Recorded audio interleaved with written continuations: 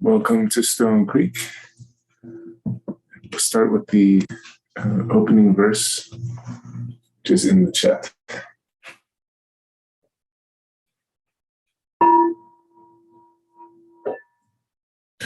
The profound and wondrous Dharma is rarely encountered even in 100 million kalpas. Having it to hear, accept, and maintain. May I taste the truth of the Tathagata's words. It's Barton.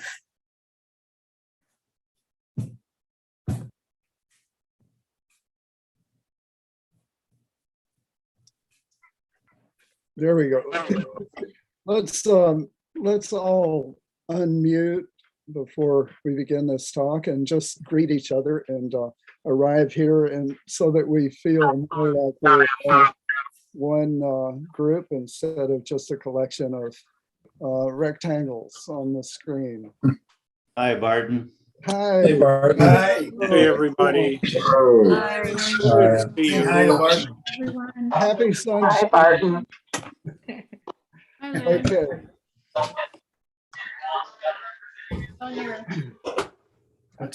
What?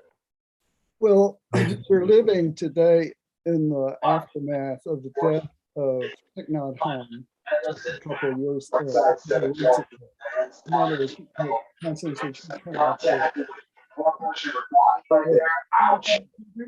Someone's still okay. Is everyone? People are still unmuted. We need to all mute ourselves. Okay, can everyone mute again, please? Okay, I was saying that, you know, it's Thich Nhat Hanh died about 2 weeks ago, and his teaching on deep ecology and socially engaged Buddhism has been an enormous gift to all beings. And I think that this gratitude for his presence and his teaching will go on for a long, long time, and will grow as we realize the full benefit that he has been to us, and that his teaching will invite many to seek the Buddha way that inspired him. Last Sunday, Meg spoke eloquently on his teaching on interbeing and spoke about the need to awaken to the beauty of the earth as a way to strengthen and heal ourselves, and to fall in love with the earth so that we really want to save it. She spoke of the need to awaken to the suffering of the earth as a way into our heart of love and compassion. Interbeing is also the theme of Stone Creek's intensive practice period this year, beginning February the 20th.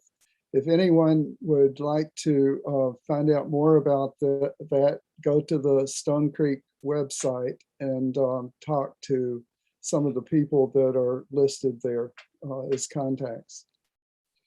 So today I want to talk about interbeing and the need to awaken to our delusions, which separate us, and to our connections, which bring us together. To awaken to our delusions doesn't mean that we awaken from them, but that we begin to recognize them and understand the suffering that results from them. We awaken to them. Our delusions are many. We could list a few familiar and celebrated ones: that humans are the apex of creation and the rightful rulers over all other forms of life, that some humans are inherently superior to others, that hoarding money leads to happiness, that military power makes us safer.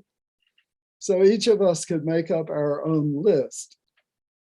But the central one, the most consequential one, the one that seems to be the most fundamental to our present dilemma of social conflict and planetary destruction, is the idea that we are separate individuals, unconnected to the world and to each other.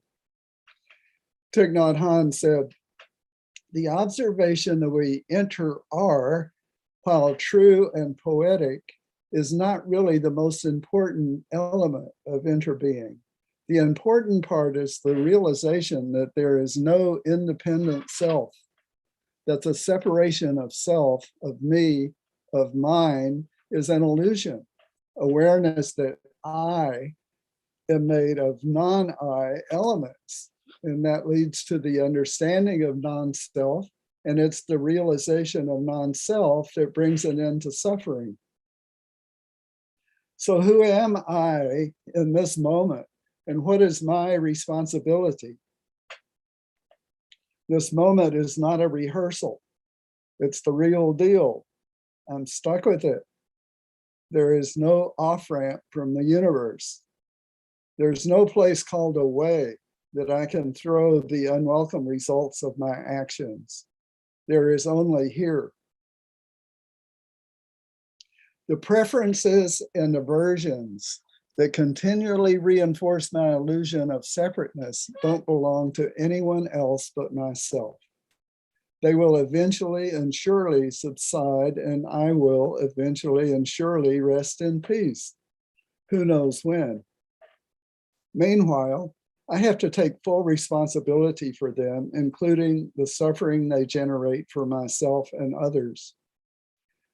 It's a central teaching of Buddhism that there is no abiding self, soul, or person to be found within this temporary assembly of constantly shifting non-self elements we think of as I.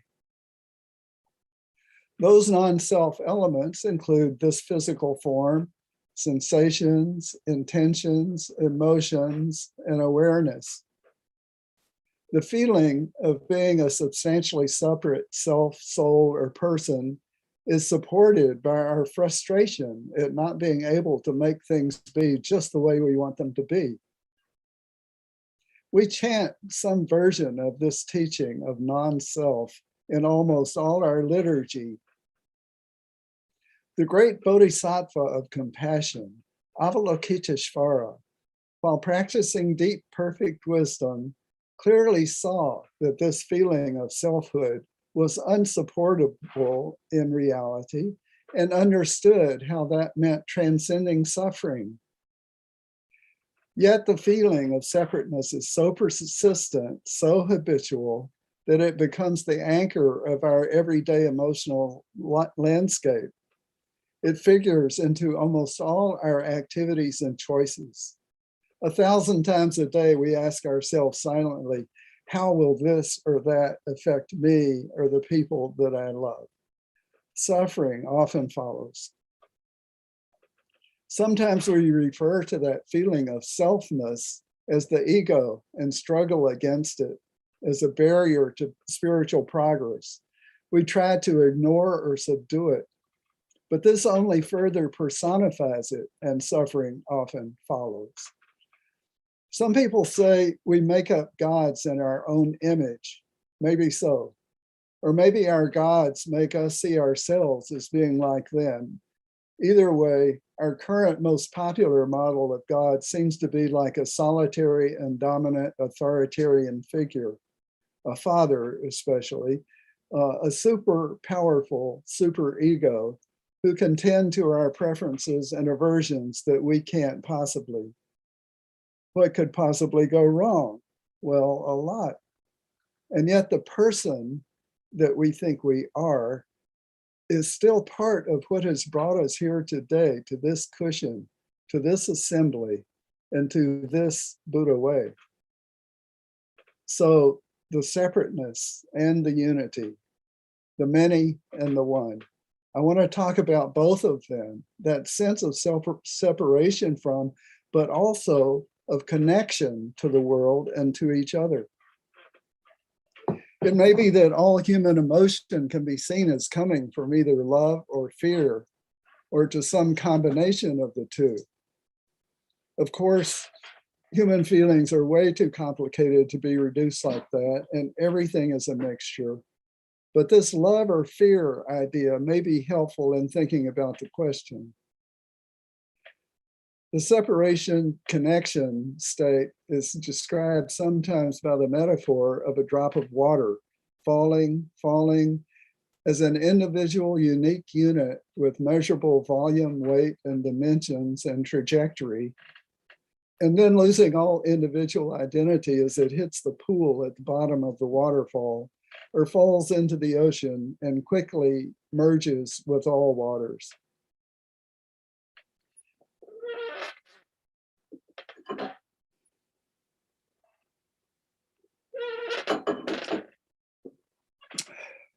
I remember sitting in the zendo at Tassajara as rain fell on the corrugated sheet metal roof. Sometimes it seemed I could distinguish individual drops hitting the roof. Sometimes there were so many that the sound merged into a steady roar, punctuated by peppery, louder or closer ones. And always behind the sound of drops hitting the roof, the sound of rushing water in the creek. Is one form more watery than the other? The many, the merging, the one. And where are you in this metaphor? Are you falling? Are you merging? Are you fully engaged in the rush of water in the creek? This is a good metaphor, but I'll try some other ones too in this talk. We can't really get this with the language of the rational mind, but through metaphor, we can make a receptive place for it in the imagination. I think back to my feelings in the early months of the COVID pandemic, keeping a distance from everyone outside my immediate household, including my dear grandchildren. No touching, no hugging. People's faces were mostly covered, hiding much of the delightful expressiveness of their faces. Except for within households, many of us have been keeping a 6-foot distance from each other for 2 years now. I even catch myself keeping a 6-foot distance between my car and the next one at a stoplight. Much of our social life stopped or went onto the computer screen. No daily sitting at the zendo, no sitting with sick friends in the hospital, no birthday parties or weddings, no Kate Wolf Festival. The feeling of isolation was hard and continuing, I think, for all of us, and our social life changed. At first, we thought the virus was transmitted by touch. And in addition to much hand washing, we sanitized our groceries when we got them home from the store and wiped Amazon packages with disinfectant before opening them. This part of it was perhaps the hardest of all, to have to imagine that anything that other humans had touched was potentially infectious, and that the world is basically a dangerous place thereby. That was all from the fear or separation side of the emotional landscape.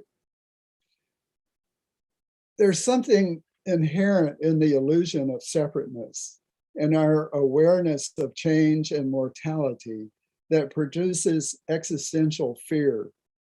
Like most social animals, we seek safety and connection. Fear is a most potent handle for manipulation by those who would offer protection as a way to increase their own power. And yet, while we are rightfully wary of its power, we have to be grateful for fear. Fear is a fundamental part of our Earth heritage.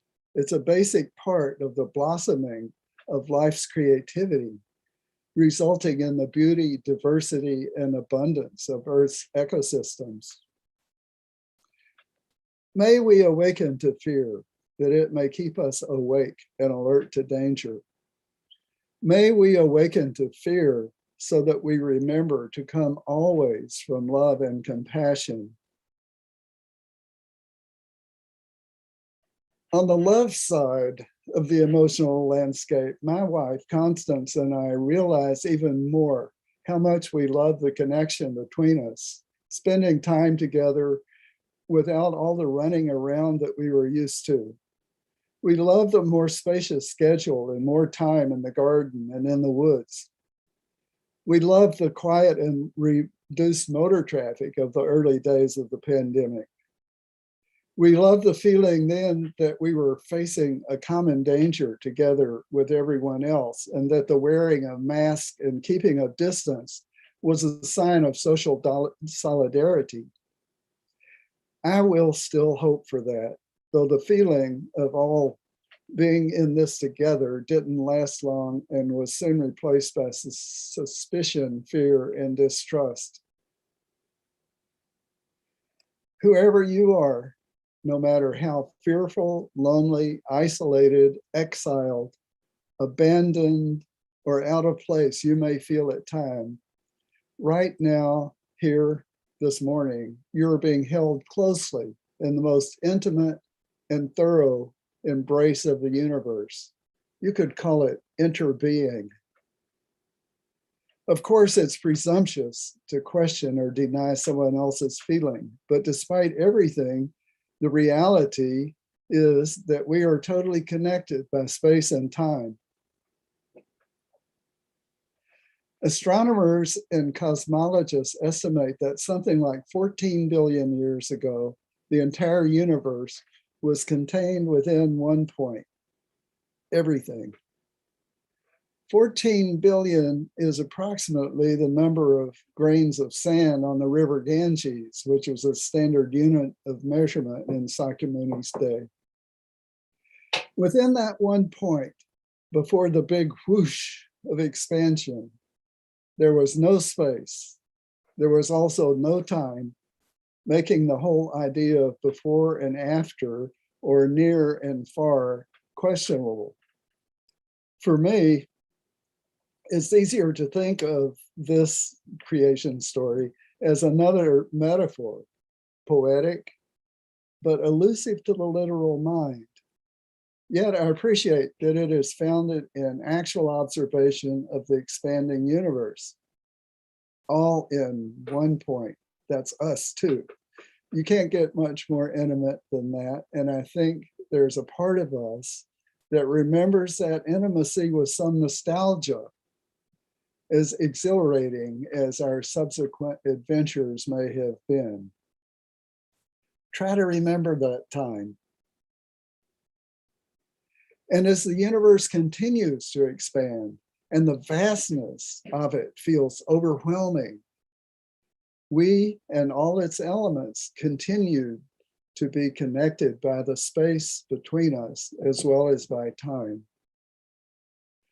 That 6 foot of space that we try to, of distance that we try to maintain, it not only separates us, it also connects us.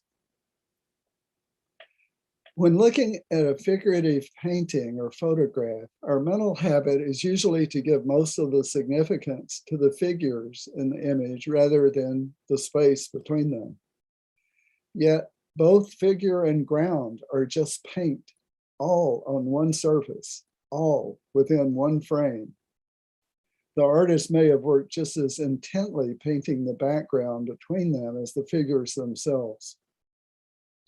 Yet we habitually ignore the space, the ground between us, if it is not, as if it is not real, as if we did not interbe with it. Fishes in water are connected by water, as we on land are connected by air. Continuous, seamless. If you snorkel or scuba dive, you might be more aware of that total and continuous connection just by virtue of it being less familiar and not as easy to take for granted as we take for granted the air and the space between us. I guess that awareness was easier a few years ago when for days, the air was made more visible by all the smoke that was in it. Still, it's as real as we ourselves are real. It is full of oxygen, pollen, scents from other plants, with the carbon dioxide of our breath and our many fires, with spores, viruses, and bacteria from everywhere upwind of us, with toxic as well as life-giving properties, and also with important information about the neighborhood that maybe only our dogs understand. We are totally connected by space. We interbe with it. We're also totally connected by time. Everything in the past is context for the present and the future. Every now and then I think of myself as a 6-foot-tall person with a sharp eye and a steady hand. And then I realize, well, yeah, back in the day. And yet that young fella is still here within and all around me, as this old guy speaking to you now was within and all around that young fella back then. We interbe with the time. Often I reawaken to the anger that I carry for the ancestors. I think it's gone, but then there it is again. The fools, what were they thinking? They destroyed the sacred groves of Europe and burned the women who tended them at the stake. They plundered and enslaved and killed indigenous people everywhere their ships would take them. They divided into hostile tribes and made horrific war and destruction around them. They commodified and appropriated all the other forms of life and sold off the commons. I so wish they had not done those things. How can I come to terms with the reality that they are all here right now within me? How can I drop this persistent illusion that those things were done by someone else at some other time in some other universe? The reality is that I am totally connected with them for good or ill. I am the inquisitor and I am the witch. I am the slaveholder and I am the slave. I have to work on this.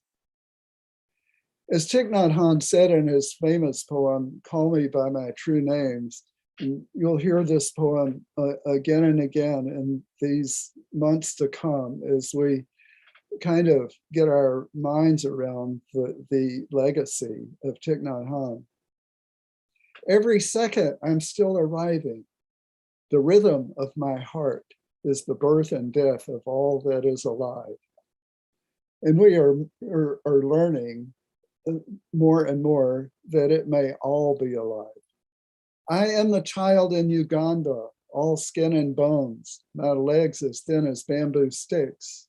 And I am the arms merchant selling deadly weapons to Uganda.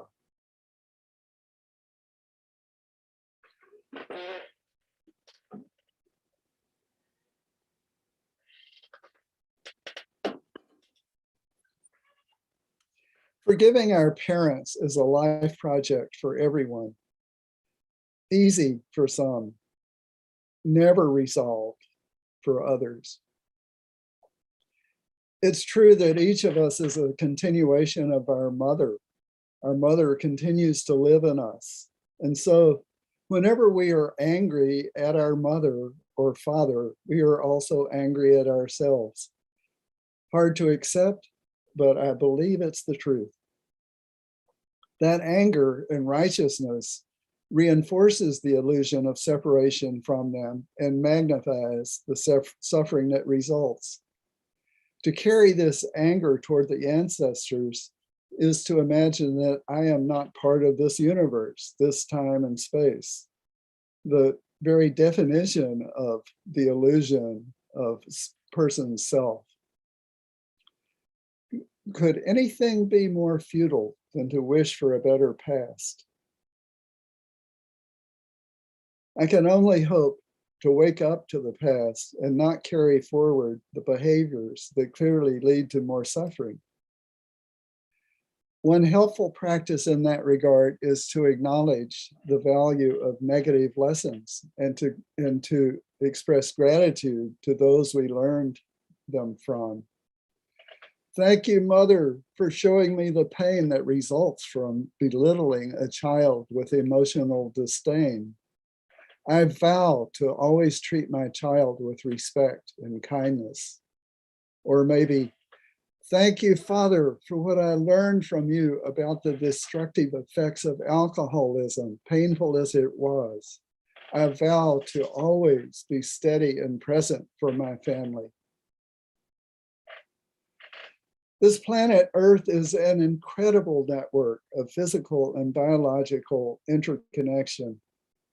My wife and I have been watching the David Attenborough series, Our Planet. Anyone else familiar with that? Available on Netflix. Amazing photography. He shows the interdependent connections between wolves, caribou, otters and sea urchin, trout and mayflies. Huge flocks of seabirds and herrings swoop and turn in huge numbers, moving in apparent unison as if they are one organism. Social insects such as ants and bees live, thrive, or die as one organism, even though individuals come and go constantly within the colony. The salmon and the bears feed the forest. The forest feeds the river. The river feeds the ocean. The ocean feeds the salmon. This mutual co-arising of relationships over millennia and millennia makes it really difficult to say who is the individual and what does individual even mean anyway. Much of our body is composed of microbes that don't even share our DNA. They aren't human, and yet our life is dependent on them. We are all a gathering, it seems, a mutually beneficial collaboration. We not only feed each other in a biological partnership, we are metaphysical context for each other. We actualize each other with our presence. I'm here because you're here. And the I and the you can only be figures of speech because thusness defies grasping and articulation. There's a white oak tree behind my shop. I've seen it almost every day of the 25 or more years I've lived in this place. For the last 4 years, I've been sitting with it every Thursday afternoon as my regular sit spot for our outdoor sitting group, and so have been paying attention to it in a more structured way. Now its branches are leafless, covered with lichens and moss. At the tips of the branches are tight little buds, not yet showing any sign of swelling or color so far this year. But I anticipate that will happen because I see it has happened every year before. It's like the tree is asleep, waiting patiently for the call of spring. Where I sit, the ground is mostly covered with leaves that have fallen over the past month. Some of them in contact with the soil are black and obviously melting into the damp ground. Others are brown and still crisp in the absence of recent rain.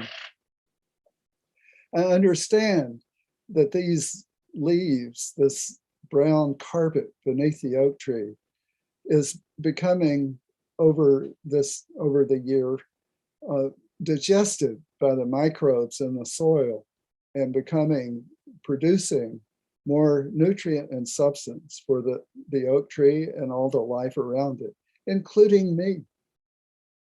The oak tree and I are connected biologically through sharing each other's breath, scent, and vapors. More than the biological connection, the tree is like a mirror for me.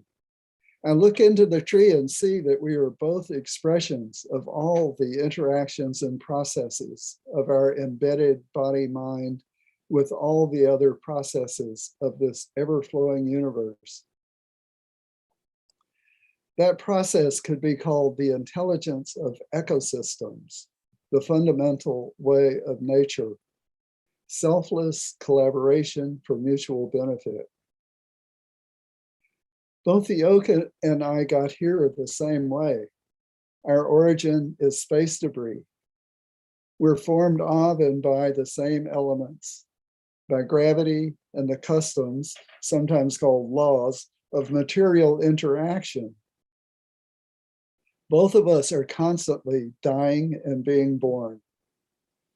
Our destiny is to be together in the same geological layer of Anthropocene sediment on the Earth's surface for a long, long time, until we are inevitably, sooner or later, rearranged by some larger cosmic event.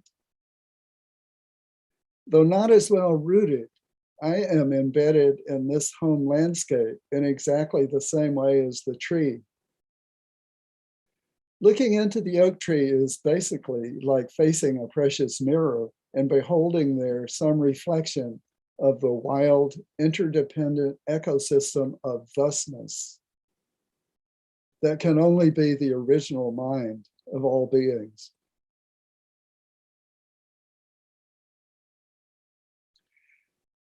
I'm aware that something has compelled me to think about this over the years and to talk about it. I doubt that the oak tree has any such compulsion. Could it be that while I see myself fall again every day into the familiar habit of Bartonness, the oak tree just continues its oakiness without any need to notice that that's what it's doing? The oak and I are well connected, but our connection is still within the realm of the many and the one. Our ancestor Dogen said, as the myriad things are without an abiding self, there's no delusion, no realization, no Buddha, no sentient being, no birth and death. The Buddha way is basically leaping clear of the many and the one. Thus, there are birth and death, delusion and realization, sentient beings and Buddhas. Yet, in attachment, blossoms fall, and in aversion, weeds spread. And that is what it is.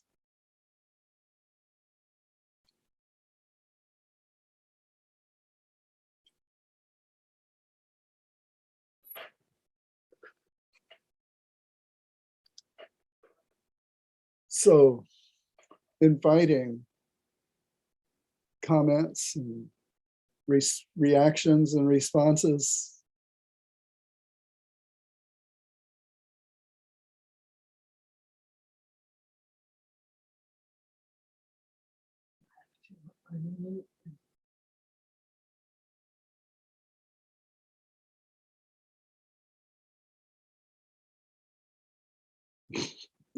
It's okay, take a while.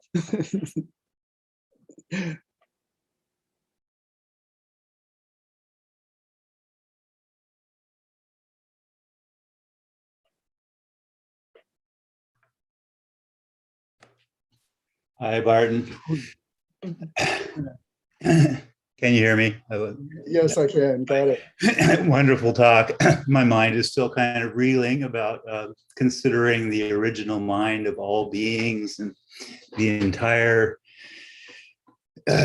cosmos contained with 1 billions of years ago. So you covered a lot of ground, and I think it is, for me, you know, just this primary thing about separateness and this conception growing up that I'm somehow separate from everything, and yet how can that be? And so the reminders are great to hear. I grew up in Hawaii and I did snorkel a lot. And I was always fascinated with the undersea or the ocean and everything. But somehow, maybe because I was floating above it and had to hold my breath, I always felt separate. It was fascinating, but I somehow always felt myself apart from that world. And it kind of, what you had talked about got me thinking about that. And so the perceptions that you've expressed about not being apart and being, you know, it was just very helpful to hear. And I loved your talk. Thank you. Well, thank you, Brian. You know, this separation is necessary. This individual is, you know, just as important as the unity part of it is. But our social situation is that we've got that part of it down. You know, we don't have any problem, you know, establishing that we are unique, you know, unique autonomous persons in some way or fashion. It's the other part, the connection, that seems to be lacking. And so that's why I kind of try to keep the emphasis on that part of what connects us. Hey, Mary. Can you hear me? Now I can. Okay. Thank you. Thank you for bringing this whole thing up. But the questions that came to my mind, or the issues that come to my mind, are boundaries and our brain. Is it our brain as humans that really creates the sense, delusion or not, of separateness? And,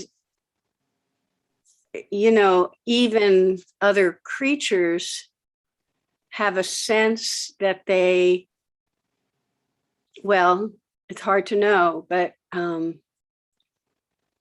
the fish in the water is a good image. You know, where does the fish stop and the water begin? And there's water in the fish, and there's many fish in the water, kind of thing.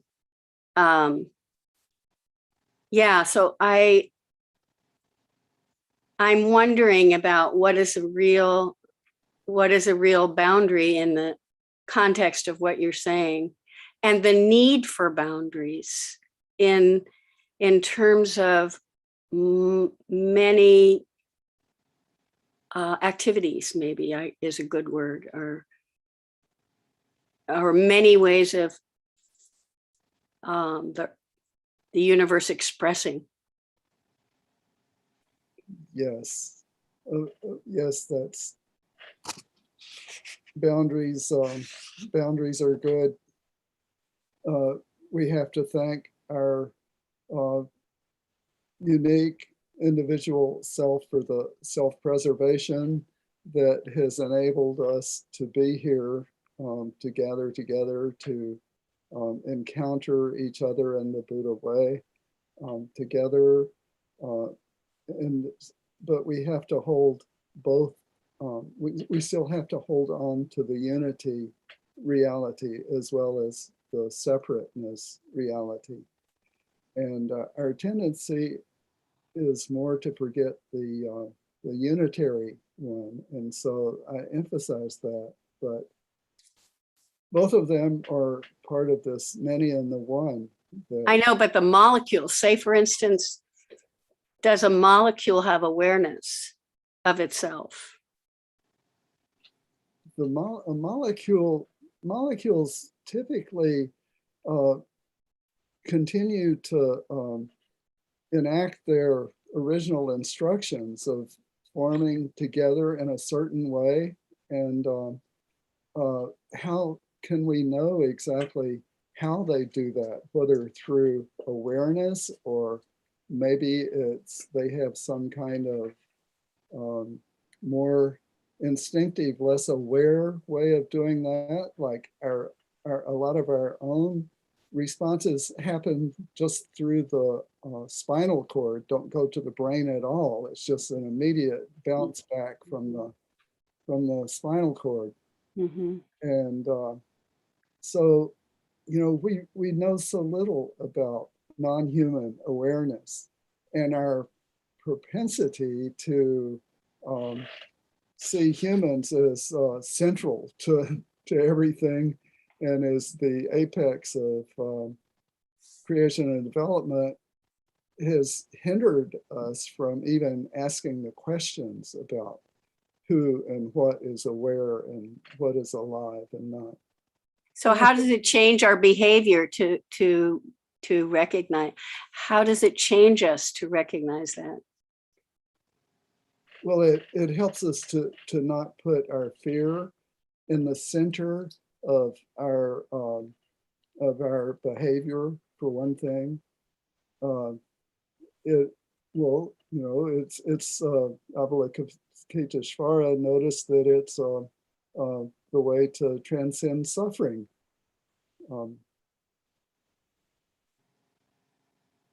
So I'll take that. That's a benefit. I'm curious about Native American ways and how what can we learn from that in terms of needing to act in connection, maybe. It's that's a foundation question of to ask about what do we do next? How do we get out of this jam? You know, somehow there were people who managed to live in California for millennia without destroying the place. That's encouraging, that's hopeful. Let's see, others.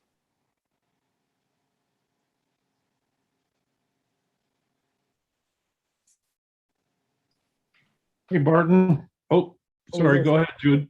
No, you go ahead, David. Go ahead. I'll go after you. Okay. Yes, thank you for that talk. I always appreciate you describing the interconnectedness of the world. And I do echo what Brian said. You covered a lot of ground today, buddy. And I just wanted to share a little anecdote, and perhaps you can address it, use it as a springboard to address this. In college, I was introduced to the rudiments of Buddhism. And I was staying after in an English class. The professor was there. And I think at least one other student, and I was espousing that we're all one, man. We're all one. Yes.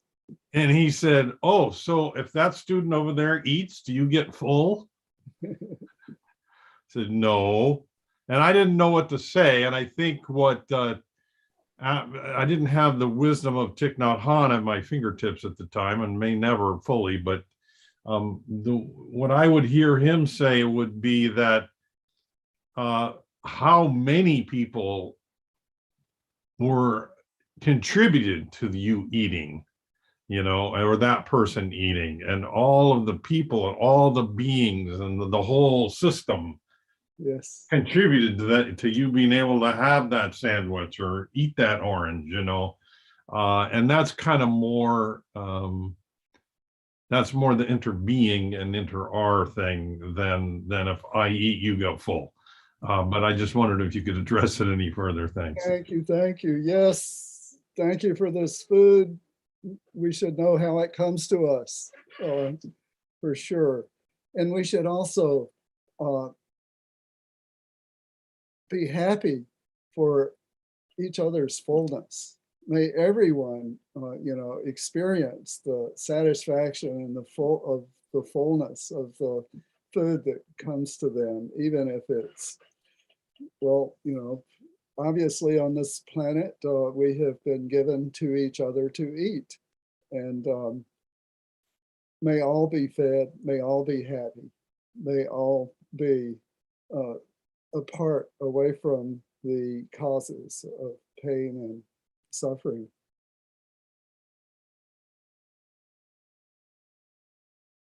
Jude? Thank you. I wonder if you could speak a little bit about the notion of totality. When I read Thich Nhat Hanh, he's talking about, like in Meg's talk, the 4 things to throw away. And the first one is what you've been talking about, the sense of separateness, that there is a separation. And when I read that, of course, my brain is engaging with the words and the ideas and the concepts. And it's really tough. And I think that, but I don't have a problem with continuous gratitude to the sky and the ground, and the sense of absolutely understanding that I'm part. That isn't a problem. So I feel like one thing that's coming up, and maybe it is for others too, is a sense of I have to totally throw away the sense of this self. And it's almost, at least at this point for me, impossible that I see myself, I see that foot on the ground, I see that hand in the water swimming. I'm aware of a separate self. There's connection, but I think that a lot of problems, and maybe I'm not saying this clearly enough to get a question out of it, but is with the sense that we have to completely obliterate our sense of self in order to move forward in this idea of interbeing and inter-are. And I feel like that's a false notion. And I wonder if you could address that, please. Well, thank you, Jude. I agree that it's a false notion, and it's the illusion of separateness is real, just in the same way that the illusion of unity is real. And so, you know, one of the things that we learn in this practice is to hold contradictions and uncertainties and mutually interdependent realities. So yes, thank you for the self. Thank you for the self-preservation and the boundaries and all of that. But to put it in the center of our reality leads to really dangerous results for ourselves as well as other people. And so that's my feeling about emphasizing that.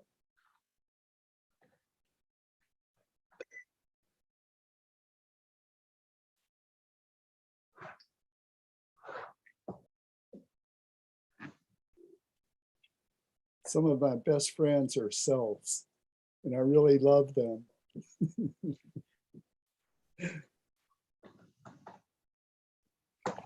So Barton, thank you. That's lovely. And the word that comes to me with Jude's expression and yours also is perhaps permeability. You know, that awareness that we're not a steady, complete self when we're being challenged. You know, we think, oh, this is all fine and lovely and one with the tree. And then someone said, you know, I really don't like what you're doing here. I want you to do it differently. And you know, I feel something in me going, well, you know, just how fluid am I here?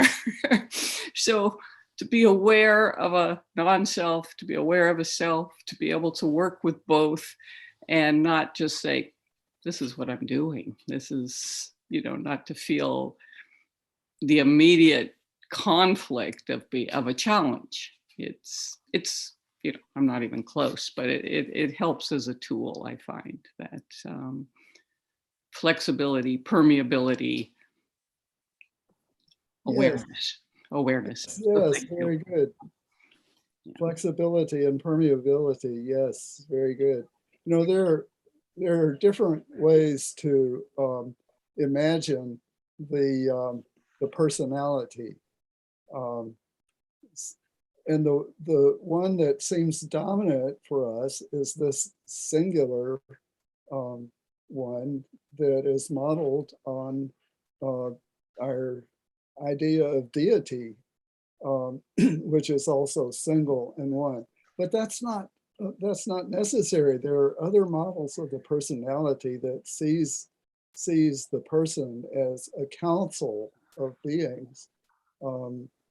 And one of them does not need to dominate. In fact, they should all have a voice. There's the busy person, you know, I have a busy person in me and a lethargic, lazy person within me. And I have one who feels orphaned sometimes, and one who feels part of everything that is at sometimes. And so I want to honor all of these voices and give all of them a place. I want to, you know, offer refuge to the orphan, and I want the one who is fearful to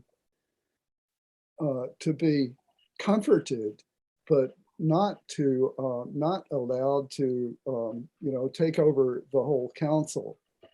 So anyway, that's the way I kind of deal with it in my own imagination. Barton? Yes. Hi. Yeah, hi, thanks for the talk. Mary kind of evoked this thought in me, and I think Jude too, with her looking down and looking at our feet, about the fact that we observe these things, but by the very fact that we are making these observations, it already indicates that there's a separateness, the observer and the observed. And I think that's a big stumbling block. I mean, that is a huge hurdle to get over if you're trying to see yourself as one with everything, you know, put it that way. I don't know how you do it. I think we're veering off into Descartes maybe here, but I'm thinking and therefore I am. So he needed to have a talk with the Buddha. Well, the oak tree, I don't see the oak tree thinking. I'm sure it has, I'm totally convinced that it has an awareness, but it doesn't have to make a subject-object distinction between things around it. It has a more immediate relationship, a more responsive, and I think I would aspire to that too. And I think a phrase that you often hear in Zen discourse is wholehearted, and the oak tree is really wholehearted. You know, me not so much. So maybe he said, maybe the oak tree is like a better Buddhist than I ever will be. Yes. Yeah. Right. Yes. Well, I think we should ask the tree. I do every week. Yes. Yes. Is that enough words for this morning? Perhaps so.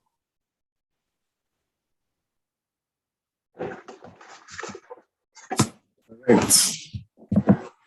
The vows are in the chat.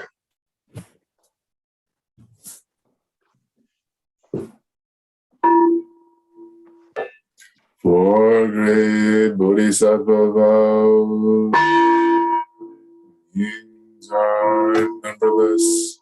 I vow to free them. The illusions are inexhaustible. I vow to end them. Dharma gates are infinite. I vow to enter them. The Buddha way is boundless. I vow to realize it.